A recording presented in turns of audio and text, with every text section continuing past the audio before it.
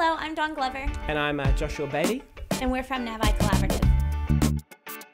So we went into Tangaroa College and we did an acting workshop with the Year 13 drama students. And we had an absolutely amazing time. Yeah, it was awesome. And so the project was basically... We wanted to find stories that were outside of a theater space or a cinema house or a art gallery. Well, that's a part of what Navi is about creating those avenues for those kind of stories to be told and to not only be kept in that space, but to be moved out and to be shared with a wider audience. And that's also part of why we collaborated with the Watercooler, wasn't it? Because the Watercooler is such an amazing group and they do so many amazing things. So on the first day we had Morgan Bradley and Phineas Tippett come in, and Phineas was from the Watercooler. We had an amazing time, and Finn basically gave the students a task of creating a map. It can be like a literal street map of the place you grew up, or it can be a map of your living room. It was just something that gave them the outlet to visually create and put on paper and then put in their minds the story that was unique to them and was really, really special to them. Our second workshop, we had James Roque come in. Hey, I'm James. I'm here with Finn from the Watercooler. And he did an amazing job of really giving the students the ability to tell a really, really good story, an engaging story. Yeah, we're going to work some storytelling workshops with them, just to find ways to flesh out their stories for them to tell. I do feel like youth often hear nowadays, your story is important. You have a lot to offer the world. But I always wonder where that gets put into practice. So it was really cool to tell these kids, your story really matters. Why don't you tell it to me? And to give them the tools to tell it.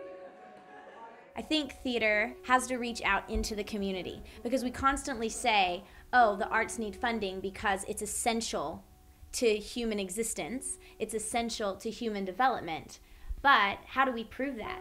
If the only people who ever get this essential thing are the people who can afford to go to the theater, who can afford to go to the art gallery, who can afford to go to a big concert, if they're the only people exposed to that, then how do we actually give value to society as artists? And then after that, you and Sarah came in, and what did you do? And what we really, so much had already been done. All we had to do was come in, see the stories performed, and then feedback. So it was really nice. It's kind of like that little bit of extra, giving the detail to the sculpture. But yeah, that's mostly what we did, was just And then after that, Jack came in, and Jack really focused on how to utilize yourself when you're telling those stories, and how to, not only use your voice, but use your body, use, if you have other people with you, use props, use those things to really just not improve your story, because the story had its own structure, but basically embellish it. Yeah, that's the word. There you go. Yeah. And that was amazing. And so by the end of this workshop process, we had some really amazing stories come out of Tangaroa College. I felt that today it was curiously victorious, and I only say that because I was kind of wondering how this was going to be, but I felt that we smashed it. And it was an amazing process to go through each step and to see these stories start from something that was just in the students' minds that we had no idea about, to then be these fully fledged performances. Today was a big help, especially Morgan's exercise, how we had to express how we wanted to feel. I believe that would be a good exercise to do in the future. For me, it was just so refreshing and invigorating to watch other people creating. It was really helpful today because I was really stuck on my story. When the visitors came today, it was awesome, made my mind clear.